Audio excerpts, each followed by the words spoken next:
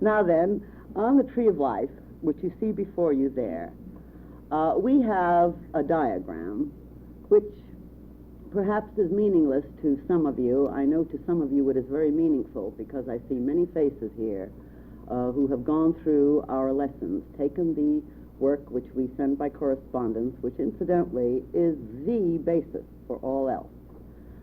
Those of you who are here hoping to attain illumination in these 10 weeks and then call it a day will be disappointed. I'm telling you this right away. I have been criticized for this, but I like to call a card a card. You can't attain illumination in 10 weeks or in 6 easy lessons. We can plant seeds in you which will eventually sprout into illumination in this 10 weeks. If we accomplish this, I shall be most happy.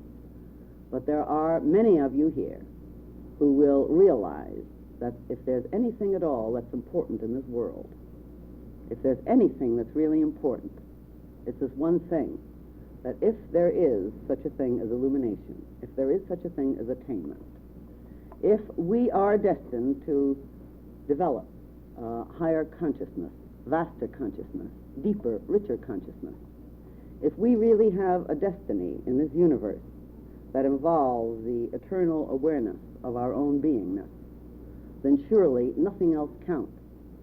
And if this is the way to attain it, then definitely we must put aside the very reasonable length of time that's necessary from our other activities in order to attain it. Those of us who are truly sincere aspirants, those of us who have developed this glorious divine discontent will continue and will be willing to go through the disciplines. You will not receive anything for nothing. I tell you this immediately. You will have to work for it. You will not receive even one iota of real illumination, happiness, awareness without doing your part of the work. Those who try to get something for nothing usually become caught in the web of the confidence man. We get caught up in the various situations that exist in this world where we're taken advantage of to the point where we finally wake up, develop discrimination. Here in Builders of the Atom, I do want you to realize we're not out for quantity. We're out for quality. We have nothing to gain, nothing at all to gain except the joy and the satisfaction of bringing more centers of light to a greater awareness. The only thing we have to gain is to know that more personalities, more individualities are developing that ability which is essential in order to bring this particular planet and this particular world, this particular era, and the human beings upon it to that state which will assure them the ability to participate in the New Age type of energies. This is all we have to gain, and you see, this is not a personal gain. Those of us who are responsible for the work of BOTA have long since given up any ideas of material gain when it comes to spiritual work. We love all things material as being aspects of God, but no one in Builders of the Atom receives any kind of material remuneration for their own personal benefit. Please know this. That is why we can afford to say to you, we're not out for quantity, we're out for quality. Those of you who drop away will drop away for many reasons, and what we do is try to hasten it. That is, we try to help you to drop away if you're not ready for what we have to give, or if you don't happen to have the shall we say, affinity for this path of self-unfoldment. However, it is my personal belief that everyone in the Western world who is an aspirant has the affinity for this method of unfoldment if that person has developed enough drive, enough divine discontent. And this, perhaps, is the secret of the tremendous value of Kabbalah of the methods that are used in Builders of the Atom to help you to attain to the states of consciousness and the states of control, incidentally, the fulfillment, if you will, which definitely come to those who persevere. Now, the Tree of Life, the Kabbalah, is said to be the esoteric wisdom of Israel. Now, what does this mean?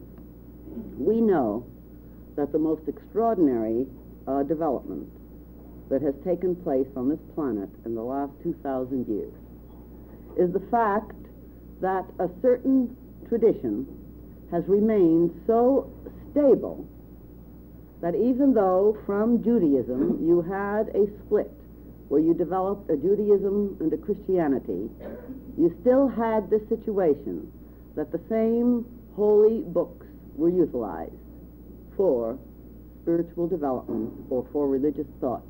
Incidentally, this has nothing to do with the class, but there's a special glass that holds water that isn't here, and I'd appreciate it.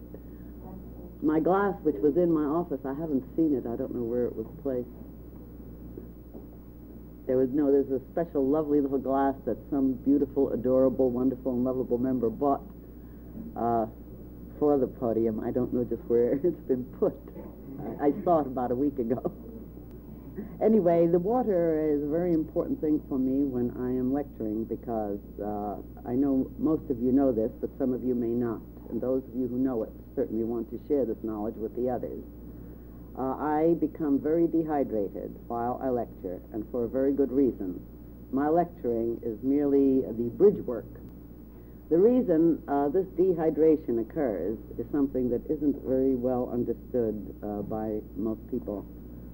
It's because I have been very specially trained to project, you might almost say, actual essence from my own being. All the time I am talking. The speech is a vibrational bridge which is used by the higher powers that be in order to project to you the states of consciousness that it has been my privilege and joy to be able to accomplish due to long years, incidentally, of discipline.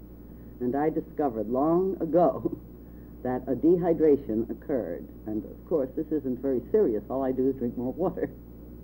So I'd say I drink something like 2 gallons of water on the days that I lecture, especially afterwards, and also sipping during the lectures, or during any ceremonial or ritual work, or during any type of special meditational work. The rest of the time, I just drink a little bit more than most people, not very much more. But energy that's given out has to be replenished. And just as I mentioned to you before, we never get something for nothing. Even the price of projecting certain subtle energies really is involved in the need to receive more energy, but those who've been trained to do so assimilate the extra energy through water, since water is the mother of life on this planet, as I think you must understand. Now then, back to the Tree of Life. The Tree of Life is a diagram on the surface, but it is far more than this. The Kabbalistic Tree of Life is actually the framework for special meditational exercises for, indeed, more than that, for special spiritual disciplines. It is the framework that has been able to preserve the ancient mystical teachings that were first received by the Jews and held in sacred trust by the Jews, and then gradually evolved into even larger expressions so that more and more people were able to utilize this, that is, people who were ready for the use of really high types and profound types of growth and unfoldment. Now, what do I mean by the diagram being used in this manner? Well, let's consider meditation. Most human beings say they have difficulty in meditating. Most human beings claim even that they don't know what meditation is. Many people who say I am in meditation, who think they meditate, incidentally, are usually lost in nothingness and aren't really meditating either. The truth is that very few people really know how to meditate. Some people are aware of it. Some people think they meditate, though they don't. And a very few, know what meditation actually happens to be. Now, meditation really happens to be something that only certain evolutionary levels accomplish. By evolutionary levels, I mean human centers who have achieved a certain degree of self-conscious awareness. Until we have achieved that, usually any attempts at meditation break down. Inevitably, they must. Now, let us go back in our consciousness to approximately 6,000 years ago. At approximately that time, it is said that a certain little tribe of people who lived somewhere in the Near East received very special teachings and instructions, which were based on their ability to accept a monotheistic idea and attitude towards the cosmos. Now, what do we mean by monotheistic? That is, they had evolved in some way, and which way I will explain to you through this series, incidentally, and it involves you, too. They had evolved in some way an ability or a capacity and a willingness to receive a very new idea which had not been known on this planet by the centers of life which we call humanity up to that time. They were willing to receive the idea that God is one, something that simple. Up until that time, there was a plurality involved. There was a God of thunder and a God of rain, a God of light. In other words, we had a sort of multiple type of worship that was pretty basic, or worship of material things. There were many kinds of worshiping, because man has a need to worship, and has always had this need to worship from the time he became man. But in this particular area, and by these few people, comparatively speaking, there was this willingness to receive a very new and original and extraordinary idea. God is one. And incidentally, the name of that God, mistranslated Jehovah, was called actually Tetragrammaton, or it was involved with the four holy letters Yod, He, Vav, He, which means that which was, that which is, and that which will be.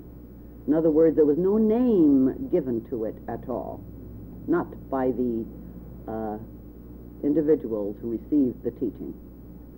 This teaching was basically what we see here, represented on the Tree of Life. It was called the Kabbalah. The Kabbalah, actually, if you break it down, means what? It comes from a root which means to be able to receive, to be able to receive. That is, becoming receptive to teachings that relate to reality or truth. This is the more rounded idea involved in the word Kabbalah, to be able to become receptive. All the teaching and training that BOTA gives you involves this one idea. For you to be able to train yourself, mind you, we will not really train you.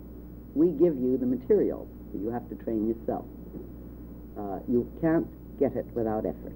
Remember, we don't get anything for nothing, and effort is what we have to put out. Nevertheless, the ability to receive, the capacity to receive, is really involved with a certain evolutionary level of consciousness. This we will grant. Still, we feel that most human beings who are guided by the higher self to BOTA are ready to work on that particular level and principle. Now then, to receive has many ideas involved in it, of course. But remember, this is not involved with the idea of just receiving anything, like a lot of garbage from the more lowly or more immature types of personalities. This is being able to receive reality, truth, teachings that have to do with larger ideas.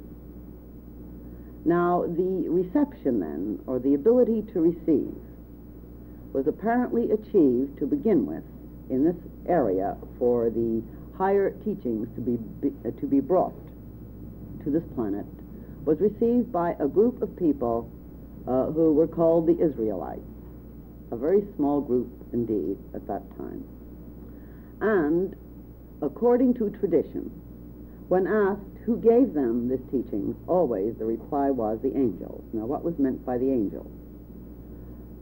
This really meant beings who had a higher level of consciousness and evolution, and who were not anymore involved with the physical vehicles in their own consciousness on this particular planet. This is one of the ideas involved, because there are many meanings for angels, and angels, incidentally, has a lot to do with Kabbalah. There are all the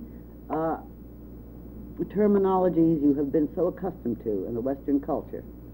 Archangels, angels, principalities, fairies, elves, all those little creatures, all the ideas that involve the many aspects or expressions of divinity, you will find that these are all contained in the teachings on Kabbalah.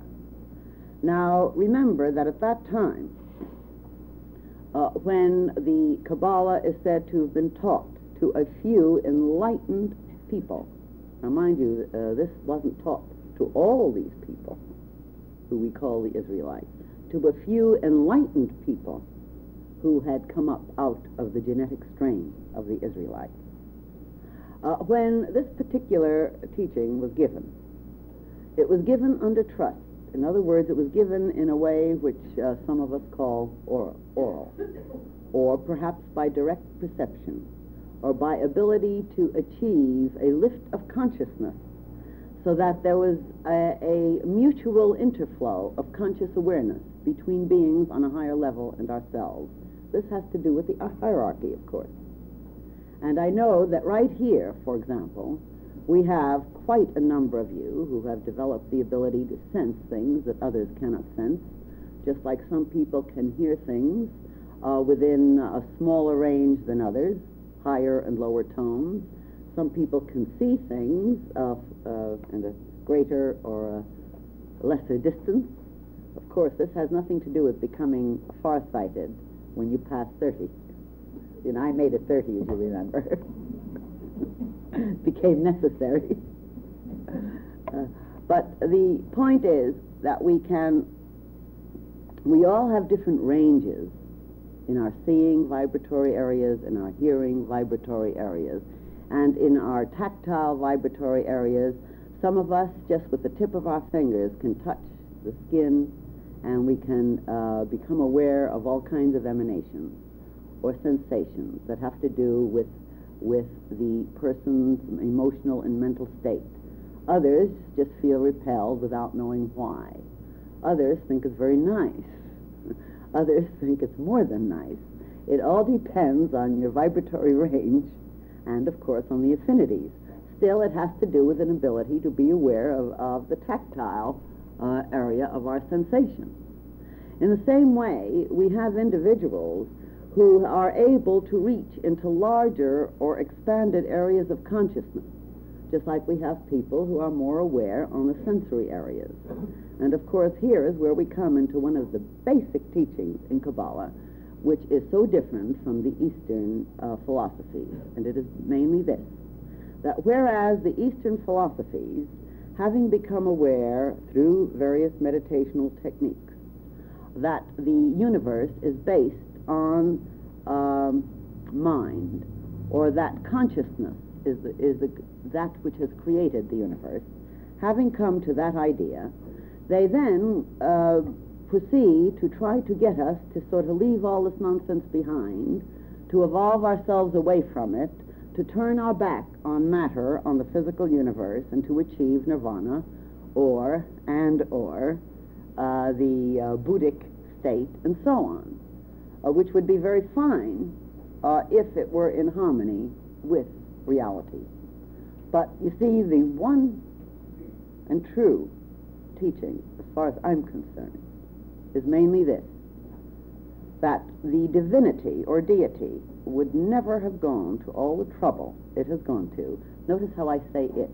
I hope you're not insulted, because I'm going to show you both the masculine and feminine aspects of deity as we go along in this course, and try to help you to understand some of the polarities. So it'll take a special class after that, I think, where I will try to give you a true and complete as possible at this time, understanding of the masculine and feminine principles, both in deity and therefore in ourselves. Nevertheless, the point is that in the area of Kabbalah, in the ability to develop or participate in evolution consciously, we have something very different from that which has been mostly promulgated in the Eastern philosophies. And it is mainly that it is our destiny and indeed our responsibility to bring deity to earth. In other words, every cell in your body, every atom, every molecule that makes up every cell, every atom that makes up every molecule, your whole consciousness, your thinking, your feeling, your living beingness must evolve to the point where it expresses deity, where deity contains you and you contain deity. In other words, God has to be brought to earth to express in and through these glorious, miraculous vehicles that we are, these astonishing, improbable personalities that we are. This is the Western Kabbalistic idea and has been basic in Kabbalah down through the ages. And it is not that Kabbalah has not seen that the universe has been created by consciousness. Kabbalah has seen this indeed, as I shall show you. In fact, I shall prove it to you. How do you like that? Isn't that a strong statement? I love strong statements when I can make them. But this I shall definitely show you, without any question. So you can see, we have some adventures ahead of us indeed. Now, if you sort of feel a bell ringing within your mind, within your heart, with this idea, you certainly are ready for us. But if you still want to escape to the Never Never Lands, if you want your nirvanas, it's all right. You still need that. And we bless you and we love you, because sooner or later, every soul will be pressured by its own higher self, which is a spark of divinity, to bring whatever it finds to earth and bring about the redemption of earth. That's part of the biblical phraseology, you know. I'm going to give you a lot of that in this series, incidentally, to help you understand the Bible a little more thoroughly. Now then, remember, the whole Old Testament was given to us by the Jews. All right. Now I have heard, and my heart has wept, I have heard some of you say at times, all that murdering and pillaging and raping and so on. But isn't that in all literature? All humanity has this in its literature at various stages. I have heard some of you become enmeshed, and watched you in my inner vision, become enmeshed in the propagandas of separatism, in the hatreds that develop therefrom. And my heart has wept. Maybe it's foolish for me to let my heart weep. In fact, my higher soul thinks it's foolish. But you know, one of the wonderful things to me is that I have the freedom to let my heart be foolish where it feels deeply. And I think deity loves me perhaps a fraction more than it did the moment before I was so foolish, just like we do our children. Haven't you watched your pets and your children do foolish things, and hasn't your heart sort of melted with tenderness? Really melted with tenderness, just a little bit more because of it? You know, that's a sort of good thing. We can get deity to love us very much more if we keep this principle of mind, provided we also help ourselves grow up after we've had our pleasure in realizing this wonderful thing. It helps us to get over guilt complexes, incidentally, once we see this, and this is part of the work that we're all going to be doing together, help to wash some of the nonsense out of our hearts and souls. All right, then. We see how in Kabbalah, the basic teaching and training ideas that are involved have to do with discipline, with learning how to meditate, truly meditate, with learning how to understand who and what we are, with learning how to understand cosmology, both in its macrocosmic sense, that is, the infinite sense, or the universal sense, and its microscopic sense, that is, in the sense of the individuals, and to utilize this understanding, this awakening, to utilize these realizations, these perceptions, so that we can bring them down to earth and express them in and through the center of our being. Now, bear in mind that when we work with the Kabbalistic system, we are not working with something that is unknown or untried. Some people like to tell you that because a thing is old, it is marvelous. Well, there are some things that are old that aren't marvelous at all, and we're very happy that they've become extinct. And we'd fight like you know what if anybody tried to revive them. On the other hand, there are some things that are old that have stood the test of time and have grown as a result of this test. And Kabbalah is this. Because as the years went on, Kabbalah has become stronger and stronger as an influence on the evolution of humanity. Having been received by this group of people, and incidentally just by the few, that is the vanguard of evolution, remember, it then developed as a method gradually and evolved as all things must. Now, before we go on to the evolution of Kabbalah, I am going to take you with me on a very condensed journey that has to do with the Kabbalistic teaching of evolution, that is, cosmology, so that you can see how modern science has at last caught up with reality as taught by Kabbalah, although most of the individuals involved don't know it yet. But be sure they will. They will. All right, together we're going on a journey right now. You, as a center of consciousness, are able to travel back to your very beginnings, if you ever had a beginning, and you did, incidentally, as far as the evolution of yourself as an individualized center of consciousness, you know. You did have a beginning there. You'd have to have had, wouldn't you? Though you never have had a beginning as far as being a part or aspect or spark or essence in the all or divinity, or you couldn't be here, could you? I wonder if you realize this. In other words, there's never a time that you haven't been in existence. If you think of existence before, this existence became personalized.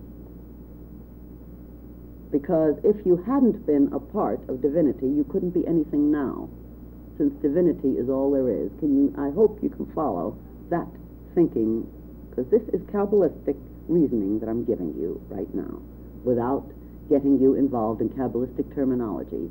Those of you who are serious, those of you who realize that there's nothing on God's green earth that's important except following the methods that will bring you to your own attainment and awareness, will understand and will want to follow further or more deeply the elements that are involved. The rest of you, a seed has been planted. It will grow. It will grow. Now then, as I said, we're taking a journey, magnificent journey, a journey that is unthinkable, and yet because we are sparks of divinity, we can think it. A journey that's impossible, but because we are parts of deity, we're making it possible. Because you see, we are creative centers of divinity. And as creative centers, this means we have imagination. And this imagination of ours is fantastic. Here, we train you how to use it in harmony with reality and God to make your lives really worthwhile. This is what you learn here, but not overnight, and then you have to do it. All right, then, this glorious imagination of ours, let's travel with it. Back, back, back, back. When did we begin? When did we begin? When we were born from our mother's womb? Could that have been your beginning? Then how were you grown? How were you grown? Could you suddenly have sprung up with an eye? Kabbalah says no. Kabbalah says if you've got an eye, capital I, you remember in the Bible, I am that I am? If you have an eye, it's because that I always was. Before Abraham, I was. That's Kabbalah. That is Kabbalah. Before Abraham, I am. And that is the name of the first sephira that you see there, that white circle, number 1, Kether. I am is one of its many names. Now, if you think many names, if they taught God as one, what is all this manyness about? Here is the extraordinary perception and spiritual genius of these people who were the vanguard, were able to receive these amazing spiritual revelations. The fact that they were able to perceive that one can be, that is, divinity can be the all, the one, and still be the many at the same time. Not by separation, as I have always liked to say. In a sense, you might say by division. Isn't that how cells multiply? Right here on Earth, as above, so below. But by division, not where it loses itself. You take a number 1 and you just put an imaginary line in the middle. You can say there are 2 parts to the 1. Then you can put imaginary lines between the 2 others, and you have them multiplying away like mad, just like cells do. Living cells, I mean.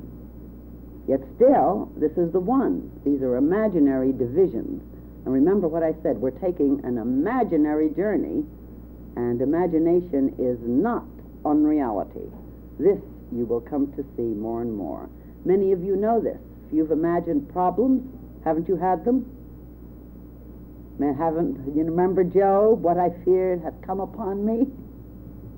Imagination is a vital force, is the creative force of divinity, and we're learning how to use it, of course. All right, then. If you are thinking properly, I hope you can see you couldn't have started when you were born out of your mother's womb, because you were already a tremendously complex organism. Go back. Did you start then when your father's spermatozoa, that is the one that was lucky and won, if it was lucky? Those of us who are unhappy think it wasn't so lucky, and those of us who are joyous think it was a lucky. It depends on our mood of the moment, doesn't it, as to how we're going to interpret it. At any rate, did you begin when your father's spermatozoa won the race and got to the ovum, fertilized the ova of your mother, and started a mad multiplication of cells that ended up in this extraordinary recapitulation of evolution that brought out a baby? Have you studied what happens to the embryo in its mother's womb? The single cell divided, and what makes them stay together? This is the question. Why do they stay together? To bring about a vehicle, which we call our bodies.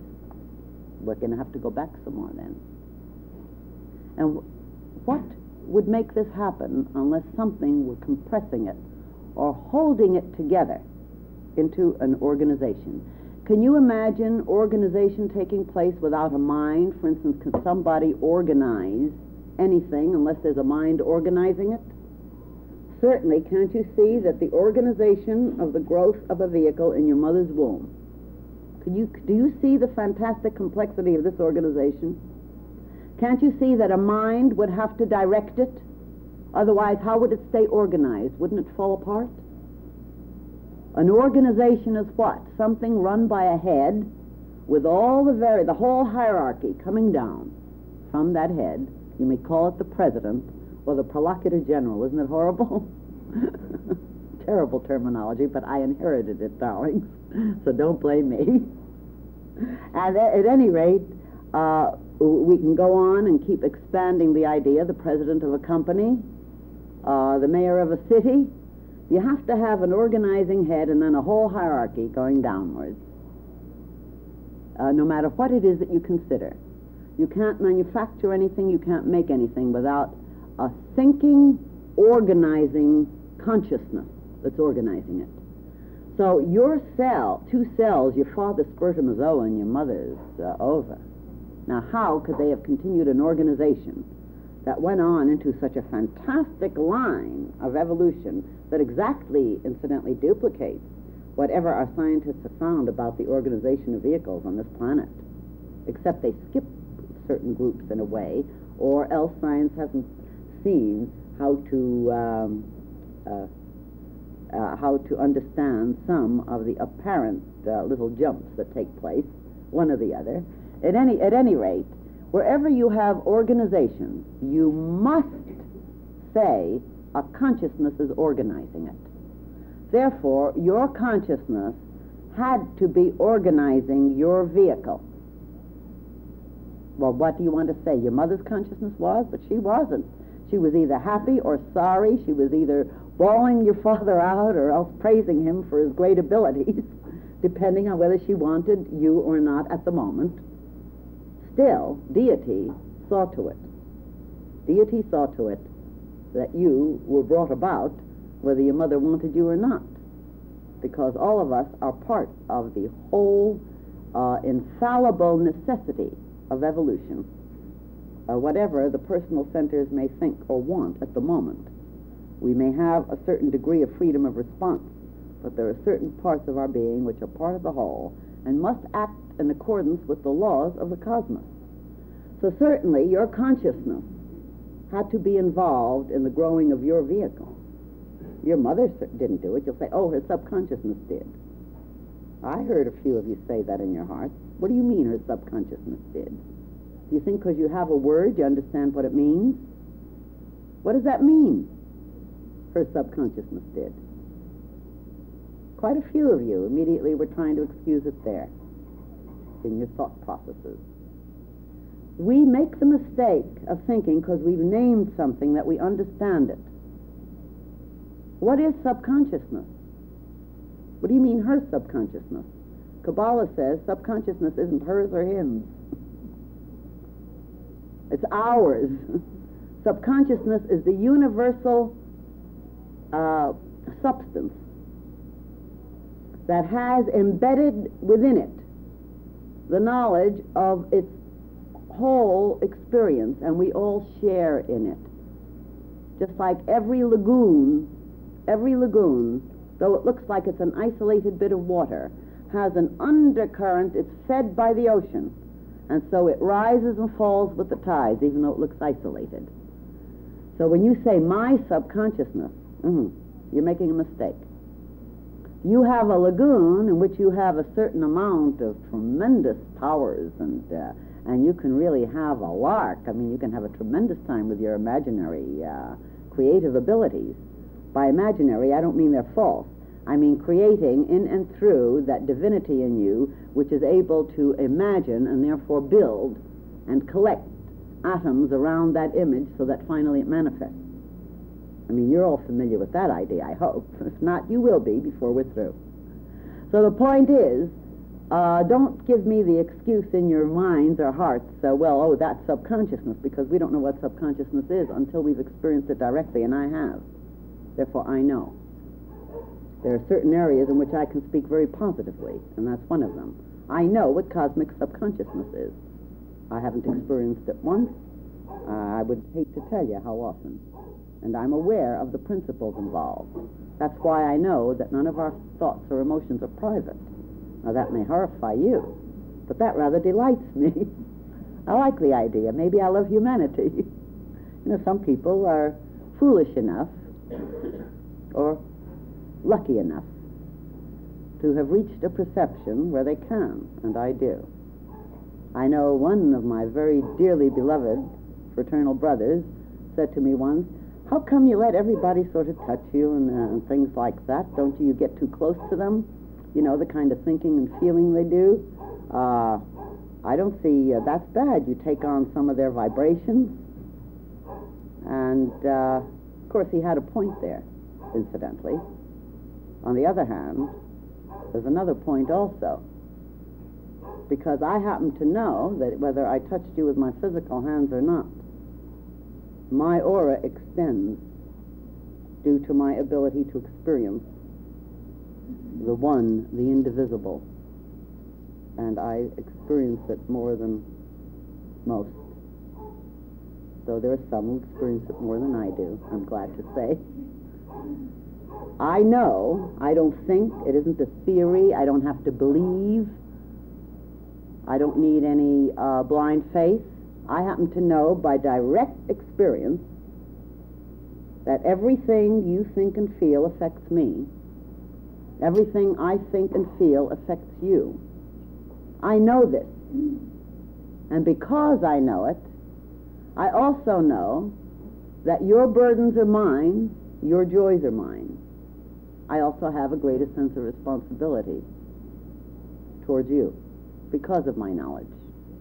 Because I know that if I hate, I know that if I feel separatism, I know that if I let the immature parts of my being run away with me, that I am hindering you.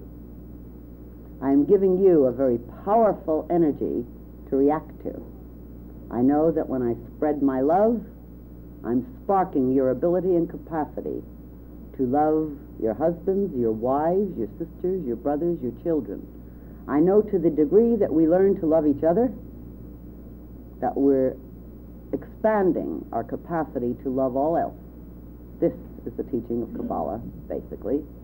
Although it takes a strong soul, I must admit, to withstand the awarenesses of some of the nonsense, the tantrums that the immature children of God can go in for.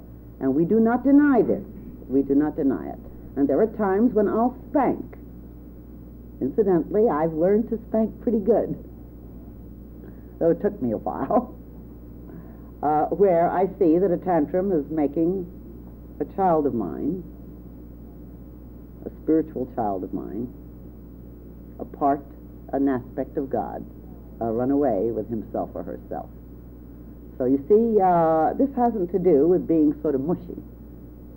In Kabbalah, we face reality, and we keep bringing more of God into man. And the more we get into ourselves, the more we give to others, because we learn how.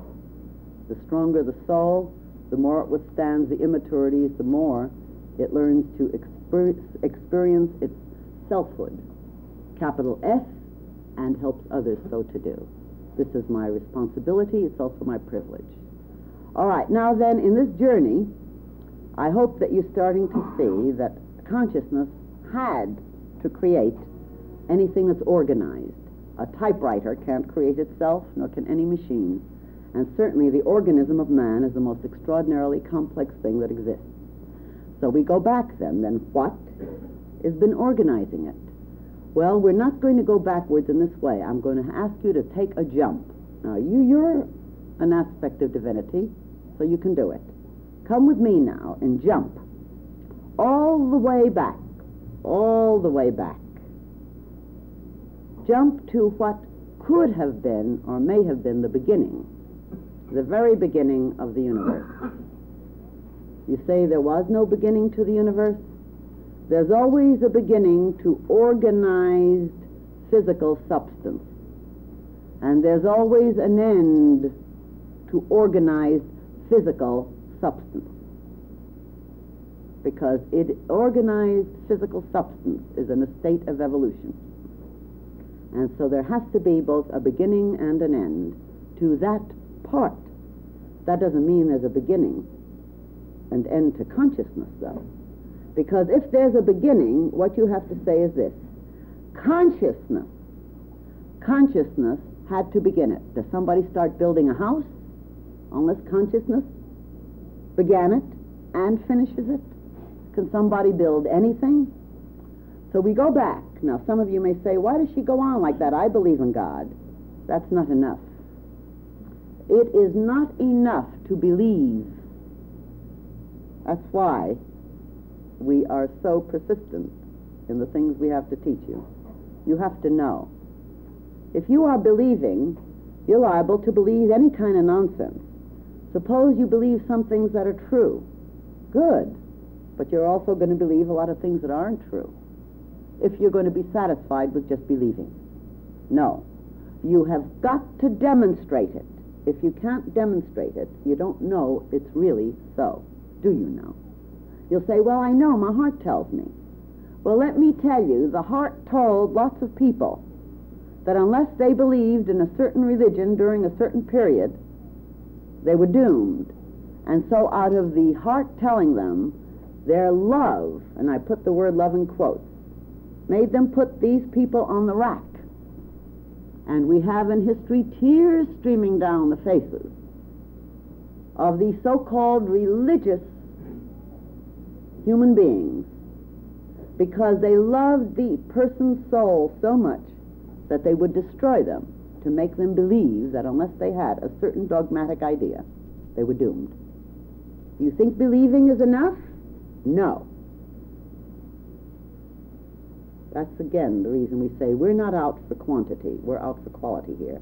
Because we intend to guide you step by step through the lessons you receive in the detailed training and the work we do here to project to you the realities that it is my privilege to know. We intend for you to know by direct experience, to become masters of your own destiny, of your own mind and heart and soul, to become masters of your own environment, and by so doing to fulfill that which divinity has for you, and to bring about for humanity that which divinity intends. And you cannot do it if you just believe. You've got to know. And so we are guiding you step by step to have realizations and awakenings, and I project them. Some of you have them here at class. Some of you have them later. It takes some seeds, take a little longer than others to grow. But if you have the receptivity, Kabbalah is the reception. If you have the receptivity, the seed gets planted, and if you keep feeding it and nourishing it with the work and energies here, it will grow, and you will have, step by step, and not all at once, that which you are searching for, though you may all at once have a vision that shows you how worthwhile it is to continue going step by step. You may have a peek into what you're going to be and realize it as being a now, an eternal now. But that is another matter. At any rate, the universe had to have a beginning. And of course, our modern scientists have been finding this is so. Although we have many theories, whichever theories there are, whether the universe is a continuously created universe or whether it was all a condensed something and suddenly exploded, the point is that from a single type of atom called the hydrogen atom with a nucleus and one electron evolving about it, in the infinity of space, now come with me there, right now, in our journey. Forget what you are at the moment. Drop your idea of personality and selfhood and become an observer and look at the infinity of space. Let your consciousness sweep above, below, right, left, forward, backward space. But it'll always curve upon itself. It will always curve upon itself, because consciousness always returns to itself. That's why everything is a sphere, you know. Whatever you see or look, it's always related to your own seeing, isn't it? Therefore, whatever you look at no matter how far you stretch your consciousness, it will automatically make a circle and return to itself. In other words, it unfolds a space. And that enfolded space is the space in which you are evolving your center of consciousness, which is the center in deity, and directed by deity because you are that. That is a center in deity. So your consciousness will always return to itself, and this is what makes every central atom go in circles. This is what makes every atom collect together. Now there in outer space, our telescopes find what? We find that the single atoms have a tendency to collect together into whirling circles, and they go round and round. It's probably what makes us dizzy, you know. We haven't become accustomed to it yet. Maybe it takes time. At any rate, the going round and round of these atoms around each other has to do with what is called the power of gravitation. Now, in Kabbalah, this power of gravitation, again, is related to the idea of the central core or the oneness of deity, because everything has a tendency to try to collect into its compressed center. Because of what? Because God is love.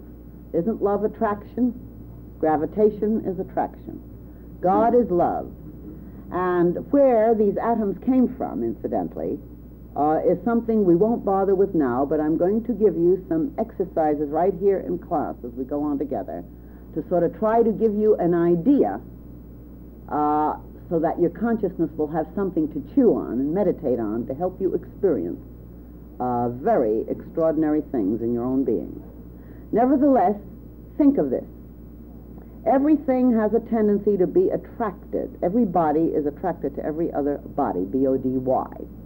And in the same way, you might say, well, I sure hate so-and-so. That's beside the point. We're talking about the physical gravitations. The mental, emotional evolutions usually follow later in different ways. But the gravitation of simple structures, like a single atom together, makes what happen? We have nebulas when we look out into space. They're whirling spirals, which are doing what? Within themselves, they form smaller spirals, which do what? They keep compressing and compressing, like sardines. They press and press into each other until finally they sort of have a conflagration and you have a sun born. Then they keep compressing and compressing, and what happens? These single atoms become more and more complex, so that from a simple something you have something more complex happening. Now let's come to our solar system. In our solar system we have the very simple body, and I repeat, the simple body of the sun. Now our sun and every sun in the universe is far more simple because it only has a certain amount of elements that have been born by compression, incidentally. Our sun is far more simple than is, for instance, our planet Earth or any other planet. It is far more simple. And here we come to one of the ideas that is very basically involved in Kabbalah, that evolution is actually God. Evolution is actually life.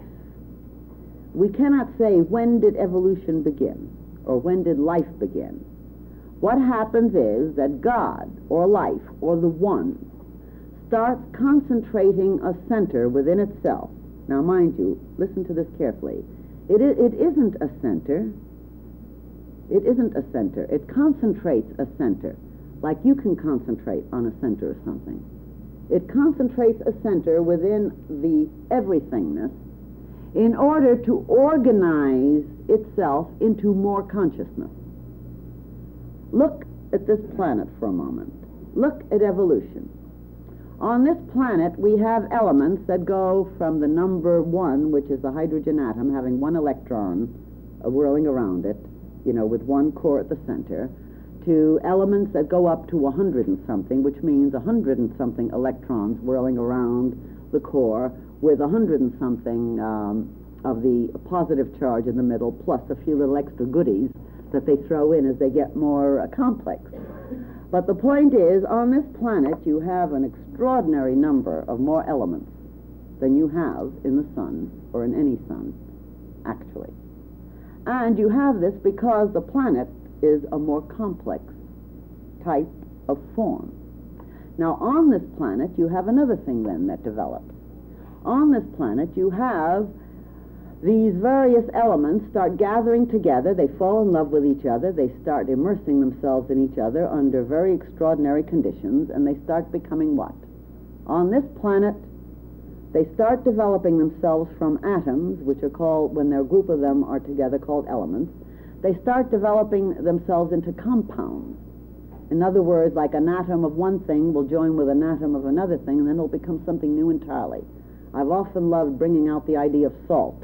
Now, we can't live without salt, but it takes two atoms that are poisons in themselves when they gather together as elements to make salt. But once they gather together, once they get married, once they fall in love and become a new being, that is, they start cooperating with each other. How? By becoming a more complex organization. You have a new birth. You have salt. In the same way, you have all these different compounds that are evolved right here on Earth because of the Earth itself having more complex or organized elements. Then out of that, an amazing thing occurs, according to evolution with science.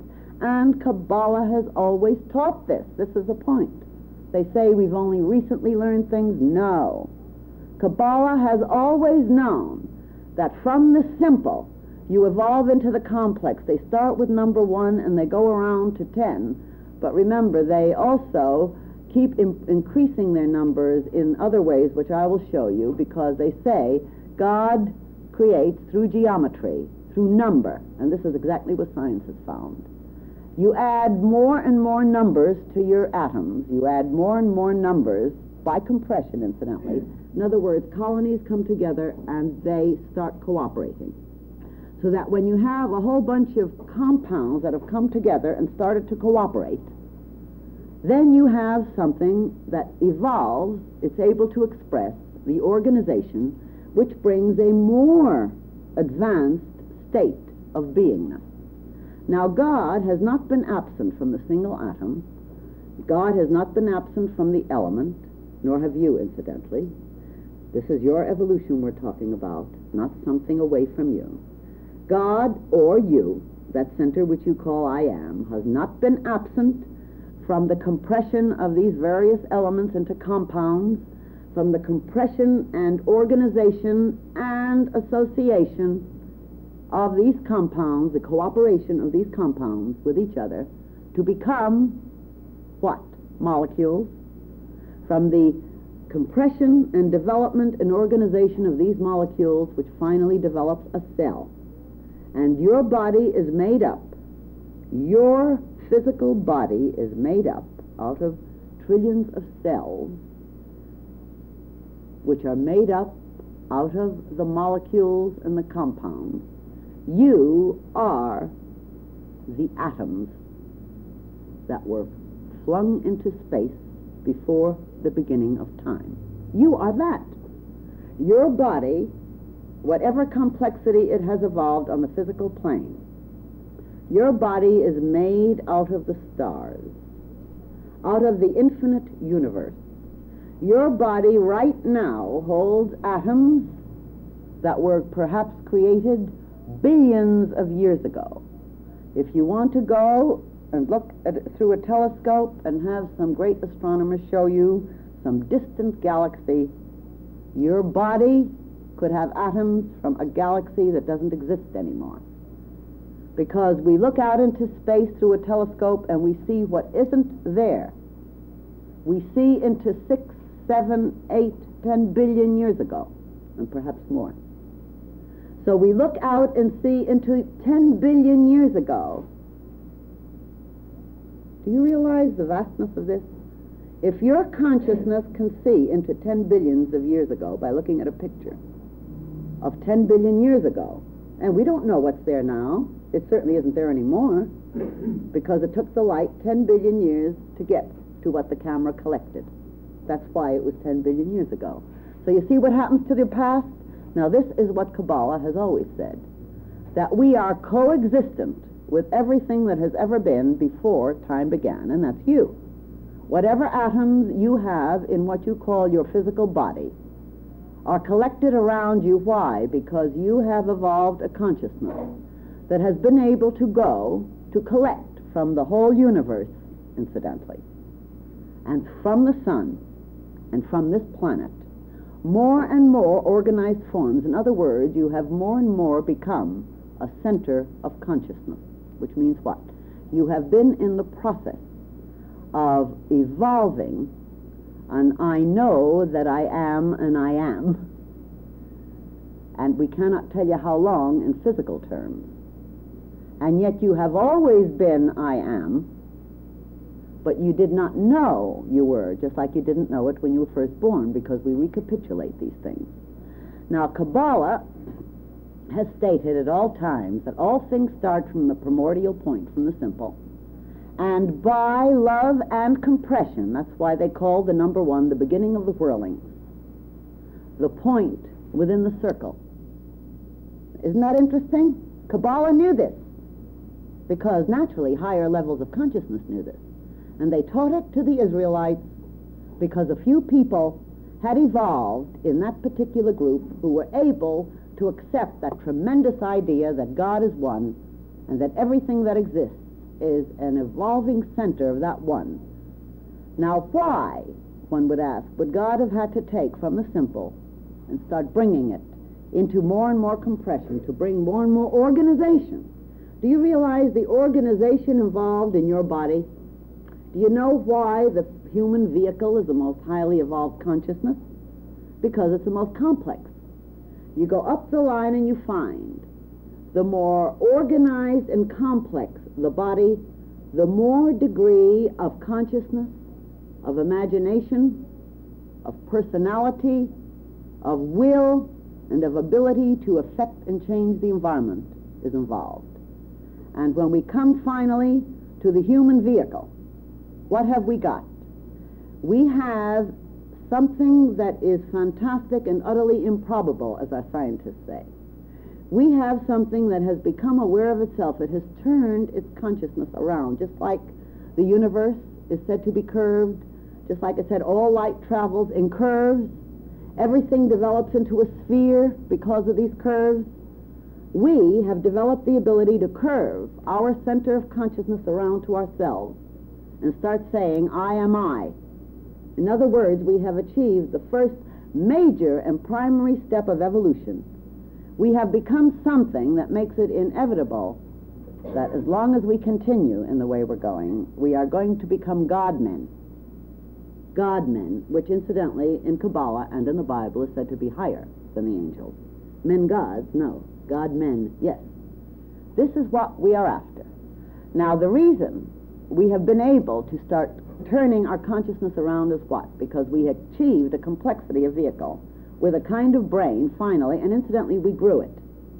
Step by step by step, we grew it. Some people who look at evolution say, well, if God has been growing these parts of us, our bodies and so on, why did God make so many mistakes? Look at the dinosaur period. What do we mean? How do we know God made mistakes? God is life. How do we know, as God is life, how do we know that during that period, while God was fixing conditions for the next steps, it wasn't God's great pleasure to prance around in the dinosaur level of self-being? Think of it this way. Once we have achieved the complete consciousness of who and what we are, and this I am going to help you do in every way I can, if you are willing to do your part, we realize this, that we are not what we are at this moment. We are everything we've ever been. Now, whatever we were, say, 1,000,000 years ago, 1,000,000,000 years ago, a few thousand years ago, incidentally, according to Kabbalah, we keep reincarnating on this planet, then on other planets, then in the sun, back and forth, and finally in other suns. We are a continuously evolving being, a center of consciousness, in, for, and with deity. But the point is, how do we know there's been a mistake? Wouldn't it be better to say that deity, in building special conditions, also gets in there and enjoys it? Kabbalah says that life and more life is what deity is after in and through us. Therefore, be hungry. Don't follow.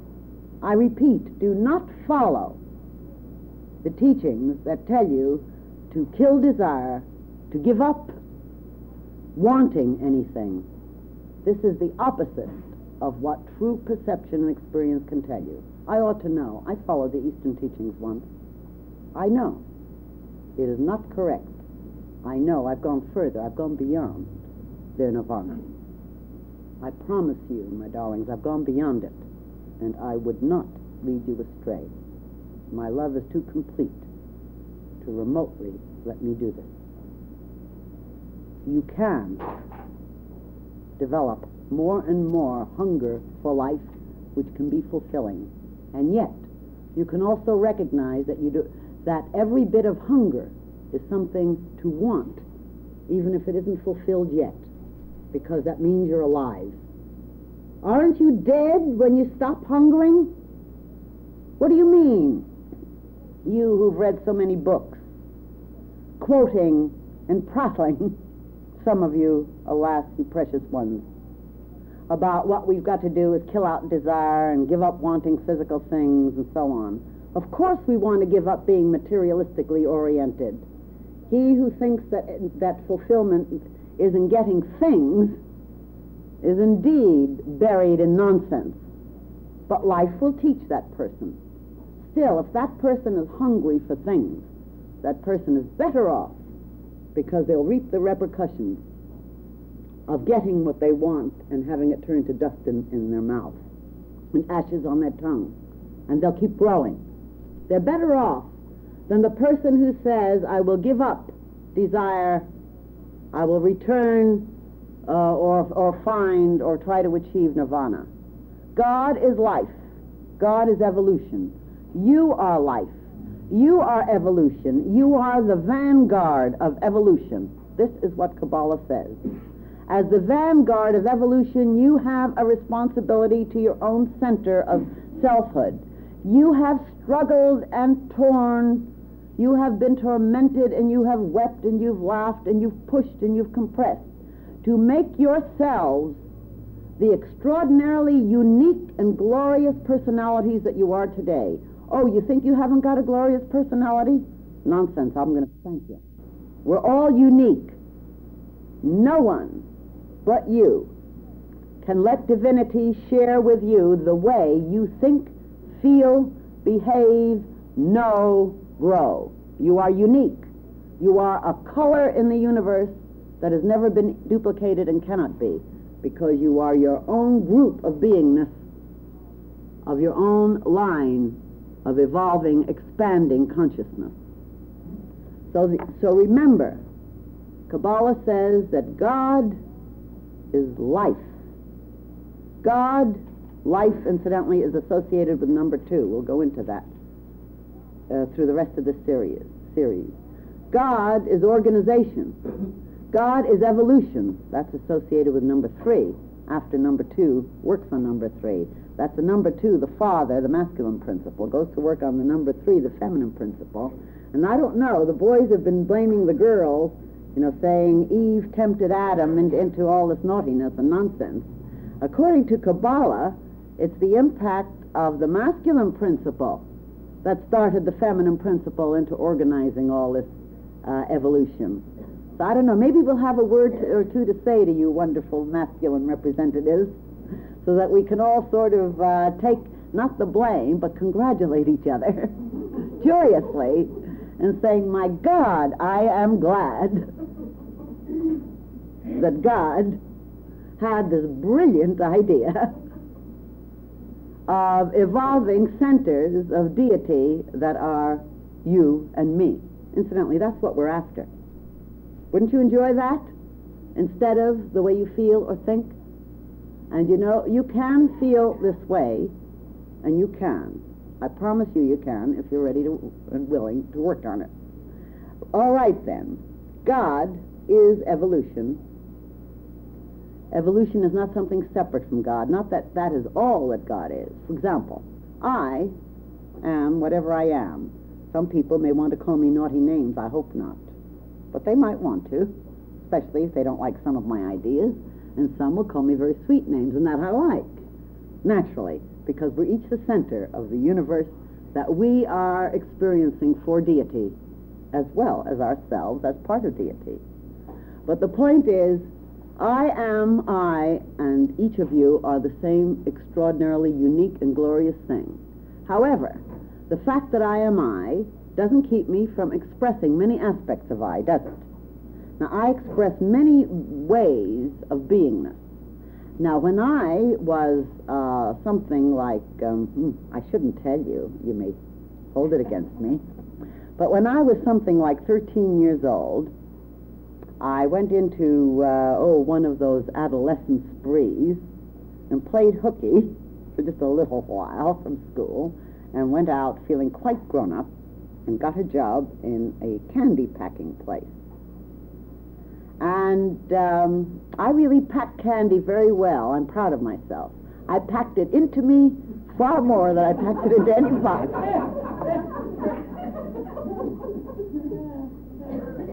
And I've always been proud of my accomplishments. We've got to learn how to appreciate proper things, you know. Of course, the employer didn't agree with me, and I only lasted 4 days. But, I did a lot of packing in those 4 days. I don't know how much weight I may have gained or not. Distance has sort of made that part of it fade from my memory. The point is that is what I did at that age. All right. Now, when I was 16, I did other things. I won't tell you. When I was 18 and 19, I did other things. And so on, down the line. Now, but today I am I. Now, the things I did at those different ages, aren't they the things that have given me my richness of today's being? Now, the things you did, no matter what age you were, aren't they the things that have given you your richness? This is evolution. To look back on yesterday and last year and not moan and groan, this is what Kabbalah says, but to look on all the past as the inevitable necessity for that age, and to realize that every experience is what your selfhood uses to digest into itself and to expand its consciousness. The universe is expanding. That's because, you know why? Your consciousness is expanding.